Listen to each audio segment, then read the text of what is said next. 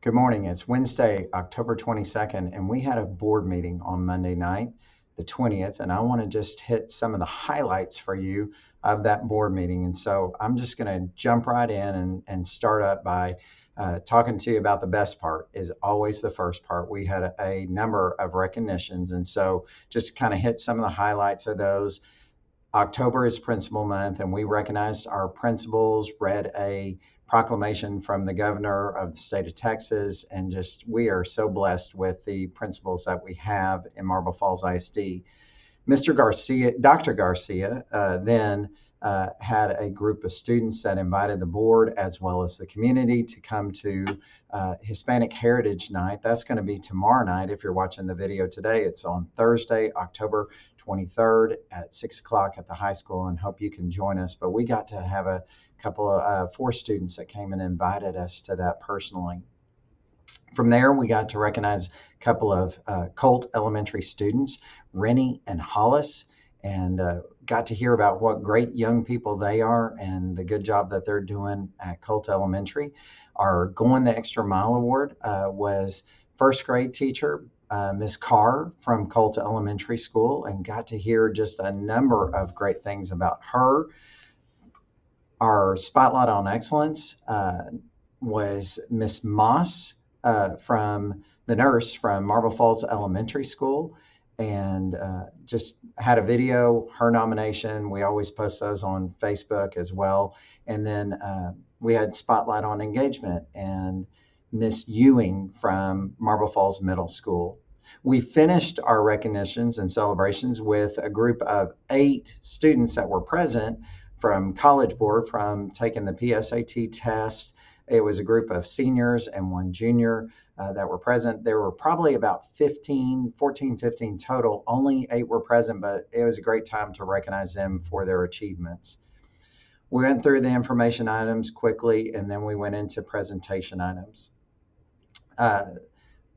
The school board got to hear about our district improvement plan as well as our campus improvement plans.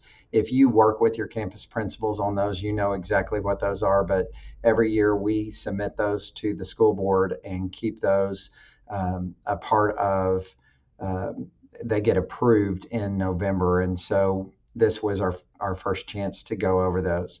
We also looked at professional learning. Ms. Lefflet presented that as well on our professional learning plan, all of our professional development for the year. And then the last presentation by our C&I, Ms. Lefflet and Mr. Puga, was on House Bill 3 early childhood goals as well as CCMR goals, and just reviewing those for the school board. Again, all of those will be approved next month at the November board meeting.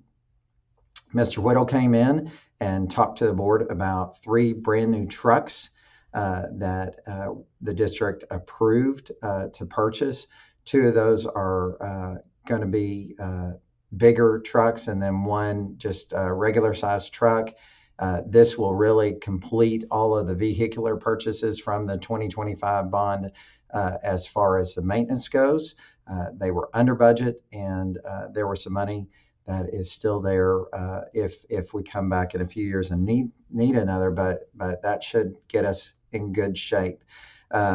We also purchased a compact excavator from a local dealership, Kubota, here in Marble Falls, and that's going to give us a chance to have an excavator that we don't have but have needed over the last few years. And so the board approved that on Monday night. The board went into executive session related to personnel, safety and security, and contract with Pfluger. And when they came out from that, the board approved a guaranteed maximum price for the softball facility. The board did not take any action related to the baseball facility. They approved some personnel. We will have a new HR director coming to us in January, and we'll introduce her when she's on board full time, as well as they approved a staff member that is moving from paraprofessional to a teacher and will be starting in the classroom quickly at Spicewood Elementary. It's a new tool in our tool belt that the state has given us. The very final thing that I want to just spend half a minute on is the last thing is the board took action, and I'm going to read the exact language. The board directed administration and legal counsel to work with Pfluger Architects to negotiate a partial de-scoping of bond projects, including at least the CTE building, and to renegotiate contract terms and fees as discussed in closed session, and bring back options for the board to consider at the next meeting. And in the interim, direct Pfluger Architects to cease work on baseball facility, CTE building, multi-purpose building, and Max Copeland Gym project until the board can take further action.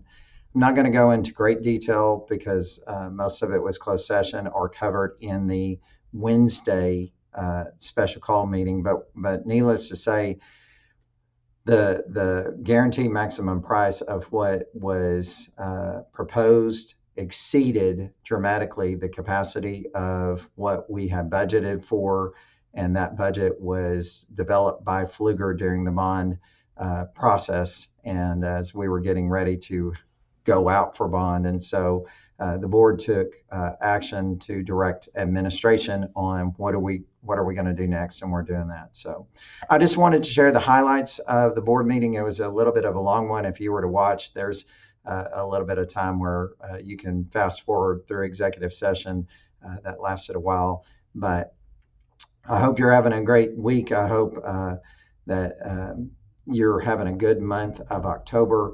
Thanksgiving is going to be here before we know it. So with that, I'm going to part ways. Hope you have a great day. Thanks.